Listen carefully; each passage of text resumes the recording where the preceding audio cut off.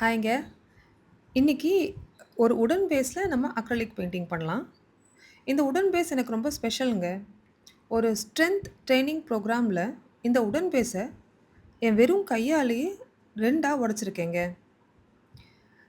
நம்மளோட இன்னர் ஸ்ட்ரென்த்த எந்த அளவுக்கு புஷ் பண்ண முடியும் அப்படின்னு ஒரு லிமிட்ட டெஸ்ட் பண்ற ட்ரெய்னிங் ப்ரோக்ராம்ங்க அது. அந்த ட்ரெய்னிங் ப்ரோக்ராம் ஓட நினைவா இந்த பேஸ்ல நான் ஏதாவது பெயிண்டிங் பண்ணி வச்சுக்கணும்னு ஒரு பிளான். இந்த பேஸ நான் எப்படி ப்ரிப்பேர் பண்ணியிருக்கேன்னா, ஃபர்ஸ்ட் லேயர் ஒரு சீலண்ட்ட போட்டு கம்ப்ளீட்டா சர்ஃபேஸ சீல் பண்ணிட்டேன். அப்பதான் நம்ம பண்ற பெயிண்ட் உள்ள இறங்காது. இறங்கிடுச்சுன்னா, பெயிண்டிங் ரொம்ப டல்லா இருக்கும்.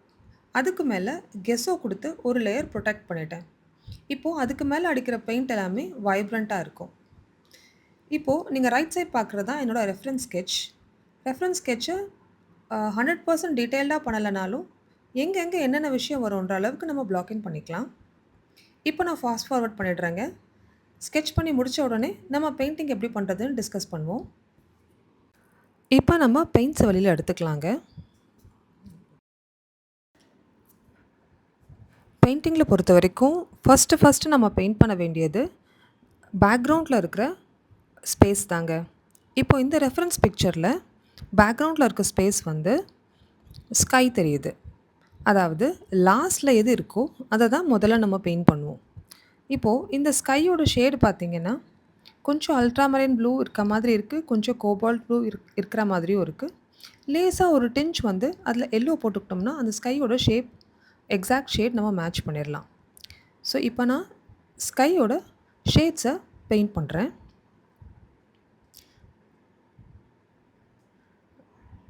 எக்ஸாக்ட் ஷேடை வந்து வர வரைக்கும் நம்ம மிக்சிங்கை அட்ஜஸ்ட் பண்ணணுங்க.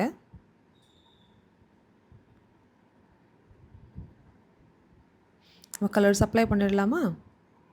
எனக்கு என்ன தோணுதுன்னா, லேசாக ரெட்டோட டென்ச் இருக்கிற மாதிரி தோணுது. அதனால் கேட்மியம் ரெட் கொஞ்சம் ஸ்க்வீஸ் பண்ணி எடுத்துக்கிட்டேன். அதோட ultramarine blue, yellow ochre, cobalt blue எல்லாமே சேர்ந்து ஸ்கையை பிளாக் இன் பண்ணுறேன் ஃபஸ்ட்டு. இப்போது கொஞ்சம் அந்த ப்ரஷ்ஷில் இருக்கிற கலரை வச்சு ஒயிட் எடுக்கும்போது பியோர் ஒயிட்டாக நமக்கு கேன்வாஸ் மேலே உட்காராதுங்க. அது அந்த ப்ரஷ்ஷில் இருக்க கலரோடும் சேர்ந்து அந்த ஒயிட்டும் சேர்ந்து ஒரு டல் ஷேடில் நமக்கு க்ளவுட்ஸ் உட்காரும். இப்போ நான் க்ளவுட்ஸ் பெயிண்ட் பண்ணிகிட்ருக்கேங்க.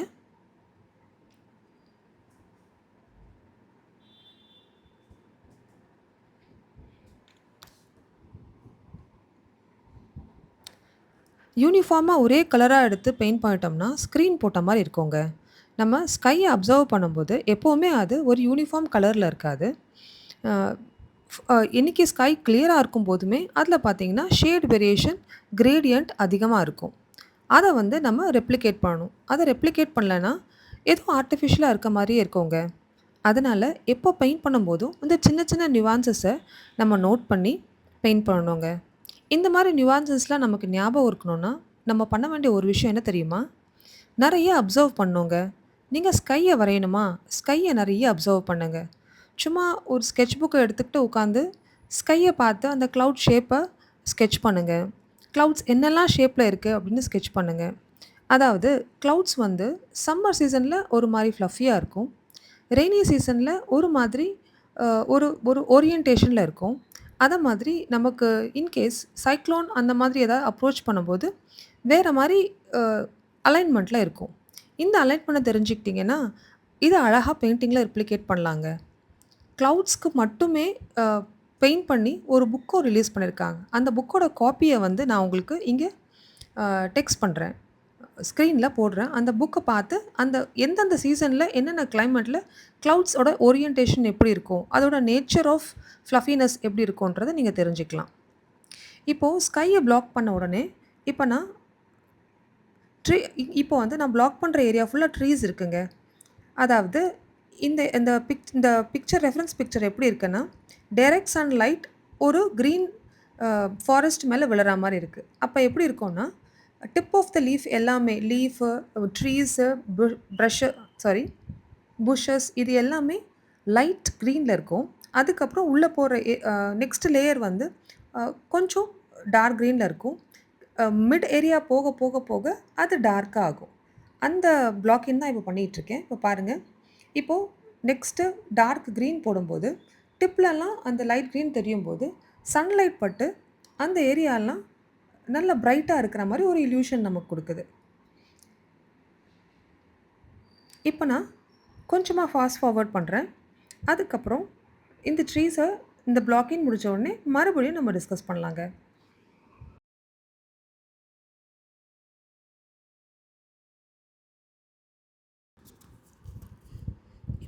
இப்போது அப்ராக்சிமேட்டாக எங்கெல்லாம் ட்ரீஸ் இருக்கோ அதெல்லாம் மார்க் பண்ணிக்கலாம். அப்போ தான் அதுக்கு சுற்றி இருக்க பிரான்ச்சஸை நம்ம பிளான் பண்ணி போட முடியும். ஸோ நான் இப்போது இந்த மாதிரி ட்ரீஸை நம்ம பிளாக்கிங் பண்ணும்போது முக்கியமாக ஒரு விஷயம் நம்ம கவனிக்கணுங்க. அதாவது இயற்கையில் எந்த கலருமே ஃபுல் பிளாக் கிடையாதுங்க. ஷேட்ஸ் ஆஃப் பிளாக் இருக்குது. அப்படின்னா ஒரு க்ரீன் சுற்றிலும் க்ரீன் இருந்து நடுவில் ஒரு டார்க் ஆப்ஜெக்ட் இருந்ததுன்னா அது பிளாக்காக இருக்காதுங்க. அந்த க்ரீனோட இன்ஃப்ளூயன்ஸ் அந்த பிளாக்கில் ரொம்பவே இருக்கும். அப்போது நம்ம மிக்ஸ் பண்ணுற பிளாக்கில் வந்து நம்ம நிறைய க்ரீன் சேர்த்துக்கிட்டோம்னா ஹார்மனி இருக்கோங்க. ஹார்மனி இல்லாத பெயிண்டிங் எப்படி இருக்கும்னா இண்டிவிஜுவலான ஆப்ஜெக்ட்ஸை தனித்தனியாக எடுத்து பேட்ச் ஒர்க் பண்ண மாதிரி இருக்குங்க. இதுதான் கார்ட்டூன் பெயிண்டிங்க்கும் ரியலிசம்க்கும் இருக்க வித்தியாசம். இப்போ நான் போட்டிருக்க ட்ரீஸில் எல்லாமே நிறைய க்ரீன் போட்டிருக்கேன். பின்னாடி இருக்க ட்ரீஸ் எல்லாம் ரொம்ப டீசேச்சுரேட்டாக கலர் இழந்த மாதிரி இருக்கும். முன்னாடி இருக்க ட்ரீஸ்லாம் ஓரளவுக்கு வைப்ரண்ட்டாக இருக்கும். அப்போ தான் நம்ம டெப்த் காட்ட முடியும். இந்த ட்ரீ முன்னாடி இருக்குது, இந்த ட்ரீ பின்னாடி இருக்குது அப்படின்ற டெப்த்தை காட்ட முடியும். ட்ரீஸ் ஓவர்லாப் பண்ணும்போது நமக்கு டெப்த்து தெரியும். கலர் ஷேட் வித்தியாசம் காட்டும்போது நமக்கு டெப்த்து தெரியும். இப்போ அதை தாங்க இங்கே நான் பெயிண்ட் பண்ணியிருக்கேன். இப்போது இதே லாஜிக்கை யூஸ் பண்ணி அடுத்த பக்கத்தில் இருக்க ட்ரீஸையும் நம்ம கம்ப்ளீட் பண்ணலாம். இப்போ பாருங்கள், நான் பிளாக்கோட க்ரீனை கலந்துட்டு அதில் ட்ரீஸ் வரைகிறேன். ட்ரீஸ் ஒரு ஃபாரஸ்ட்டை பார்க்கும்போது எல்லா ட்ரீயும் ஒரே பேட்டர்னில் இருக்காதுங்க. சில ட்ரீயோட பார்க்ஸ் ஸ்டெம் வேறு மாதிரி இருக்கும். ஒவ்வொரு ட்ரீயோட அனாட்டமியும் வித்தியாசம் இருக்குங்க. அதனால் நீங்கள் ட்ரீயோட அனாட்டமியை நல்லா வரைய கற்றுக்கணும். இதுக்கு முன்னாடி சொன்ன மாதிரியே தான் எந்த ஒரு விஷயத்த நல்லா வரையணுன்னாலும் அதை நம்ம நிறைய பார்த்துருக்கணும். அப்போது நீங்கள் எப்போல்லாம் சும்மா இருக்கீங்களோ, டைம் இருக்கோ, அப்படி பால்கனி போய் அப்படி இல்லைன்னா ஏதோ ஒரு கார்டனுக்கு போய் ட்ரீஸோட அனாட்டமி எப்படி இருக்குன்னு பாருங்கள். இதுக்கு பெருசாக பாட்னி புக்லாம் தேவைப்படாது. ஜஸ்ட் நீங்கள் அப்சர்வ் பண்ணுங்கள். ஒரு புளிய மரம் எப்படி இருக்குது, ஒரு ஆலமரம் எப்படி இருக்குது, அரச மரம் எப்படி இருக்குது, அதோட புஷஸ் எப்படி இருக்குது, மேலே இருக்க பிரான்ச்சஸ் எப்படி இருக்குது, அடர்த்தியாக வருதா, செங்குத்தாக வருதா, இல்லை அதோட உயரம் எப்படி இருக்குது, இப்படிலாம் கொஞ்சம் அப்சர்வ் பண்ணுங்கள். இதெல்லாம் அப்சர்வ் பண்ண பண்ண பண்ண பண்ண நமக்கு வரையும்போது ட்ரீஸ் வரையும்போது ரொம்ப இயற்கையாக வருங்க. இல்லைன்னா குச்சி குச்சியாக குழந்தைங்க வரைவாங்க இல்லைங்க, அந்த மாதிரி ட்ரீயோட ஓரியன்டேஷன் வந்துடும். அதனால் உங்களுக்கு டைம் கிடைக்கும் போதெல்லாம் வெளியில் போய் வானத்தையும் நேச்சரையும் நிறைய அப்சர்வ் பண்ணுங்கள். இதை அப்சர்வ் பண்ண பண்ண உங்கள் பெயிண்டிங் ரொம்பவே பாலிஷ் ஆகுங்க. இப்போ நான் கொஞ்சமாக ஃபாஸ்ட் ஃபார்வர்ட் பண்ணுறேன். ஐ திங்க் இல்லைங்க, நம்ம பேசுவோம். ஏன்னா இப்போ ராக் ஸ்டார்ட் பண்ணிட்டேன். ஃபஸ்ட்டு நான் பிளாக்கிங் பண்ணுறேன். எல்லா ராக்கு கூட ஒரு ஜென்ரல் கலர் போட்டுட்டு அதுக்கப்புறமா அதுக்கெல்லாம் எங்கெல்லாம் டார்க் ஷேடோஸ் இருக்கோ டார்க் ஷேடோஸை ஃபில்அப் பண்ணிவிட்டு அதுக்கப்புறம் மீடியம் கலர் போடுவேங்க. இதுதான் எப்போவுமே ஒரு ஃப்ளாட் ஆப்ஜெக்டை 3 டைமென்ஷனலாக காட்டுறதுக்கு டெக்னிக். ஃப்ளாட் கலரை முழுசாக அப்ளை பண்ணிவிட்டு அதுக்கப்புறம் ஷேடோ கலரை அப்ளை பண்ணுவோம். அப்புறம் லைட் கலரையும் டார்க் கலரையும் ஹார்மோனியாக காட்டுறதுக்கு மிடில் கலர் ஒன்று போடுவோம். இப்படி போட்டு முடிச்சுட்டு ஹைலைட் போட்டோம்னா அந்த ஆப்ஜெக்ட் ஃப்ளாட்லேருந்து 3 டைமென்ஷனல் ஆகிடுங்க.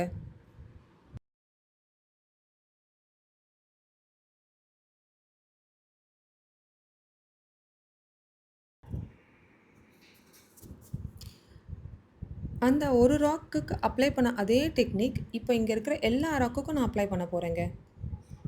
இப்போ ஃபாஸ்ட் ஃபார்வர்ட் பண்ணிவிட்டு அடுத்து வாட்டர் ஃபாலை வரையும் போது நம்ம டிஸ்கஸ் பண்ணுவோம்.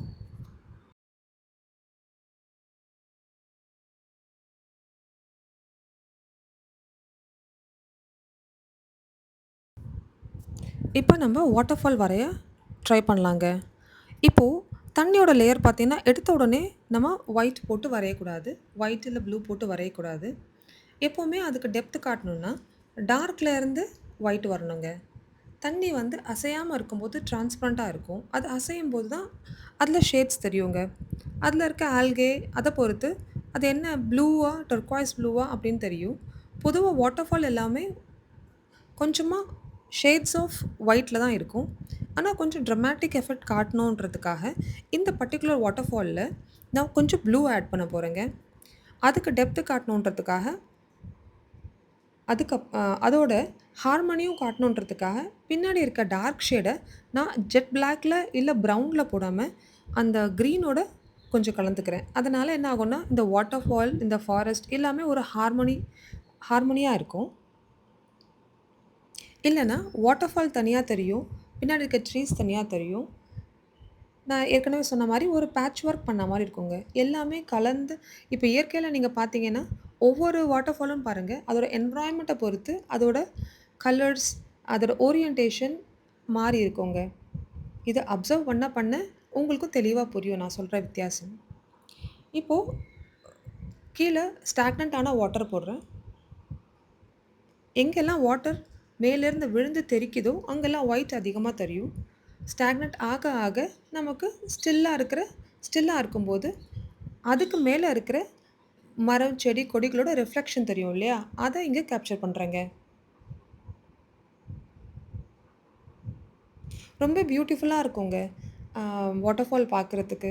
நான் ரீசென்ட்டா கொடைக்கானல்ல ஒரு வாட்டர்ஃபால் பார்த்தேன். அது வந்து ஒரு 7 அடி வாட்டர்ஃபால் தான். அதுவும் இப்படித்தாங்க இருந்தது. ரொம்ப அழகா இருந்தது.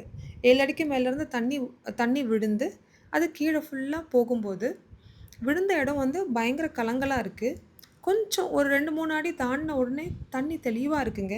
அது தெளிவா இருக்க தண்ணீல, அதுக்கு மேல இருக்க மரம், அதோட இலைங்க, பழுத்த இலைங்க, பூ இதெல்லாம் ரிஃப்ளெக்ட் ஆகும்போது, அந்த சீனரி ரொம்ப அழகா இருந்ததுங்க. இந்த வாட்டர்ஃபால் வரையும்போது, அங்க நான் பார்த்த வாட்டர்ஃபால் எனக்கு ஞாபகம் வந்ததுங்க. அந்த வாட்டர்ஃபால்ல குளிக்கிறதுக்காகவே கொடைக்கானல் நாங்க போனோம். 3 நாள் தங்கியிருந்தோம். சாப்பிட்டோம். அந்த வாட்டர்ஃபால் பக்கத்தில போய் உட்கார்ந்தோம். அத பார்த்தோம். குளிச்சோம். இதே தாங்க நாங்க 3 நாள் பண்ணோம். அவ்ளோ அப்சர்வ் பண்ணதால, இந்த வாட்டர்ஃபால் வரையும்போது, எனக்கு நெறைய விஷயம் கனெக்ட் ஆச்சுங்க. இது எப்படி, அது எப்படின்னு ஒரு கேள்வி இல்லாம, சர சர சரன்னு வரைய முடிஞ்சதுங்க. நம்ம ரைட் சைட்ல பிளாக் பண்ண மாதிரியே, இப்போ ராக்ஸ் எல்லாம் லெஃப்ட் சைட்ல பிளாக் பண்றோம். முடிஞ்ச வரைக்கும் சிங்கிள் கலர்ல பிளாக் பண்றேங்க. எங்கெல்லாம் முடியுமோ, சிங்கிள் கலர் பிளாக் பண்ணும்போதே கொஞ்சம் ஷேட் முடிஞ்சதுன்னா நான் போட்டுக்கிறேன். இப்போ நான் ஃபாஸ்ட் ஃபார்வர்ட் பண்றேன். லெஃப்ட் சைட்ல இருக்க ராக்ஸ் எல்லாம் முடிச்சிட்ட உடனே, மறுபடியும் டிஸ்கஸ் பண்ணுவோம். இப்ப நான் புஷஸ் போட ட்ரை பண்றேங்க. புஷஸும் அப்படித்தான். நீங்க எய்தர் லைட் ஷேட்லேருந்து டார்க் போலாம், இல்ல டார்க் ஷேட்லேருந்து லைட் போலாம். என்னோட பர்சனல் சாய்ஸ் வந்து நான் டார்க் முடிச்சுட்டு தான் லைட் போடுவேன். இந்த பெயிண்டிங்கில கொஞ்சம் வித்தியாசமா ட்ரை பண்ணலாமேன்னு லைட்லேருந்து டார்க் போனேன். அது எனக்கு சரியா வரலங்க. எப்பவுமே டார்க் ஷேட் போட்டுட்டு அதுக்கப்புறமா லைட் போடணும். இதே கான்செப்ட் தாங்க மத்த ராக்ஸ்க்கு ஃபுல்லா நான்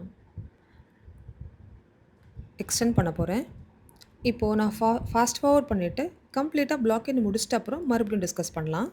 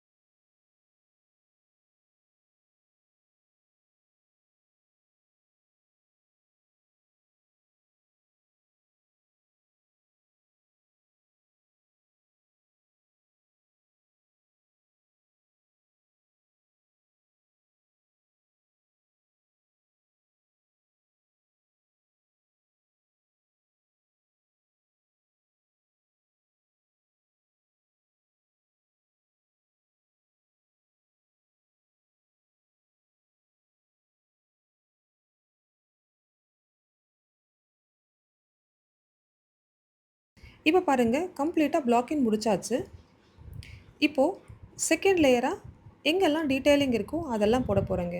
டீட்டெயிலிங் அப்படின்னா ஒரு ராக்ல ஒரு கலர் இருக்காது இல்லைங்க. சூரிய வெளிச்சம் படுற இடத்துல லைட்டாக இருக்கும். சூரிய வெளிச்சம் எங்கெல்லாம் கம்மியாக போதோ அங்கெல்லாம் டார்க்காக இருக்கும் இல்லையா? அதை மாதிரி ஒவ்வொரு ஆப்ஜெக்ட்லேயுமே அதை நம்ம எங்கே சூரிய வெளிச்சம் அதிகமாக இருக்குது, எங்கே கம்மியாக இருக்குன்ற வித்தியாசத்தை காட்ட போகிறோம். நான் மரங்களில் ஃபஸ்ட்டு முடிச்சுட்டு அதுக்கப்புறமா ராக்ஸ்க்கு வரலான்னு பிளான் இருக்குங்க. இப்போ பாருங்கள், அந்த ட்ரீயில் நான் டார்க் க்ரீன் போடும்போதே உங்களுக்கு அதோட புஷி நேச்சர் தெரியுது இல்லையா? அப்படித்தான் எல்லா ட்ரீயும் மொத்தமாக போட போகிறேன்.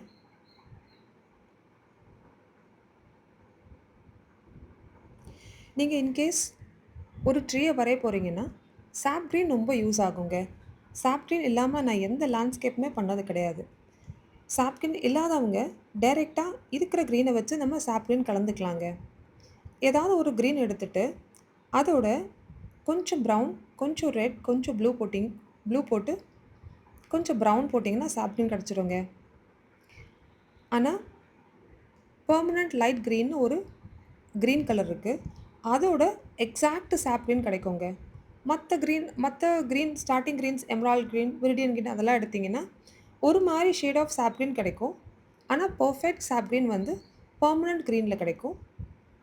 பெர்மனண்ட் க்ரீன் லைட் அந்த கலரோட பேர். நீங்கள் இல்லைனா சாப் க்ரீன் டைரெக்டாகவே வாங்கிக்கலாம். பொதுவாக நான் என்ன பண்ணுவேன்னா நிறைய கலர்ஸ் வாங்கிட்டேன்னா கன்ஃபியூஸ் ஆகிடுதுங்க. அதனால் எவ்வளோ முடியுமோ கலர்ஸை நான் மினிமமாக வச்சுக்கிட்டு அதுக்கப்புறம் கலர்ஸை மேக்கப் பண்ண கற்றுக்கிட்டேங்க. இப்போ ப்ரௌன் கலர்னால் ப்ரௌன் வாங்க மாட்டேன். முடிஞ்ச வரைக்கும் நானே கலர் மிக்சிங் பண்ணி அதை மேக்கப் பண்ண ட்ரை பண்ணுவேன். இந்த ப்ராசஸில் அந்த பெயிண்டிங்கில் ஹார்மோனியும் வருங்க.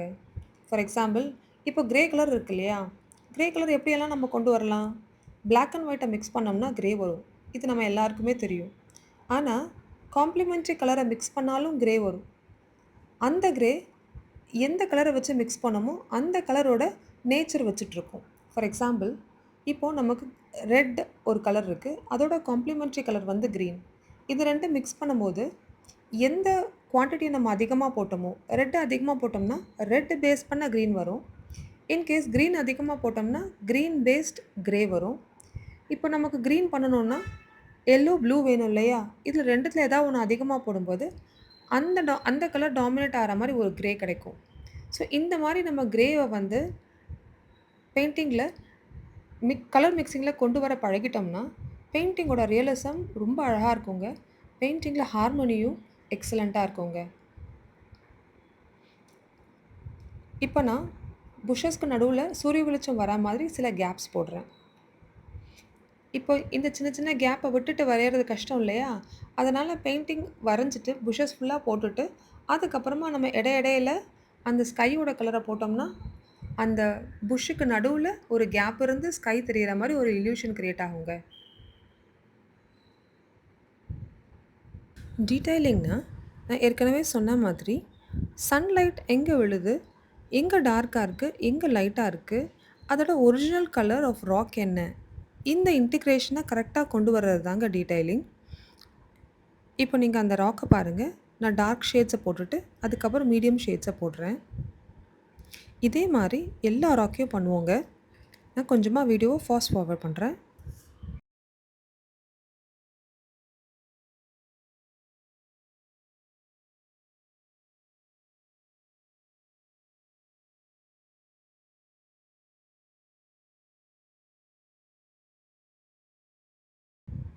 இப்போ நம்ம ஹைலைட்ஸ் போட போகிறோம். ராக்கில் பாருங்கள், எங்கெல்லாம் சூரிய வெளிச்சம் டைரெக்டாக படுதோ அங்கெல்லாம் வந்து அந்த ராக்கோட கலரை விட கொஞ்சம் லைட்டாக அந்த ராக் இருக்கும். அதை கேப்சர் பண்ணுறோம்.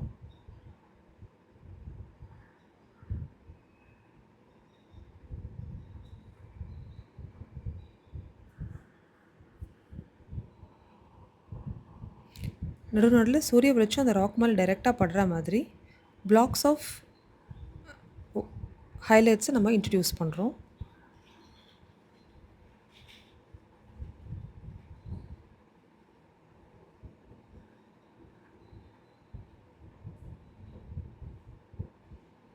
அந்த புஷ்ஷஸோட டார்க்கை ப்ளேஸ் பண்ணுறோம். டார்க்குன்னா க்ரீனோட நீங்கள் ப்ரௌன் போட்டிங்கன்னா டார்க் கிடைக்குங்க. கலர் தியரி ரொம்பவே அவசியங்க எந்த பெயிண்டிங் பண்ணணுன்னாலும். அப்போ தான் மினிமம் கலர்ஸை வச்சு நம்ம மேக்ஸிமம் ஒர்க் பண்ணலாம். நிறைய கலர்ஸ் வாங்குறதுல காசு மட்டும் செலவு ஆகிறது தவிர கன்ஃப்யூஷன் அதிகமாயிட்டு சரியாக ரிசல்ட் வராதுங்க. அதனால் கலர் தியரை நல்லா கற்றுக்கிட்டு கொஞ்சமான கலர்ஸை வச்சு ஹார்மோனியாக அந்த பெயிண்டிங்கை வரைகிறதாங்க கிளெவர்.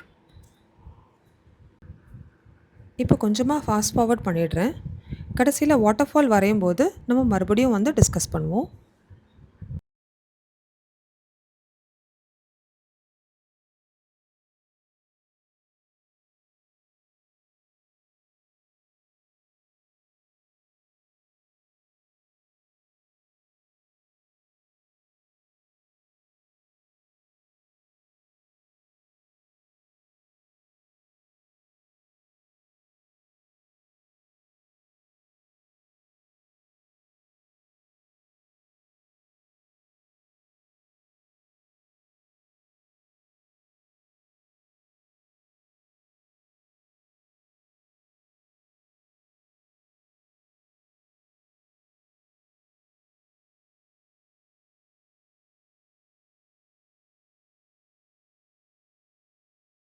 வாட்டர்ஃபால் பாருங்கள்.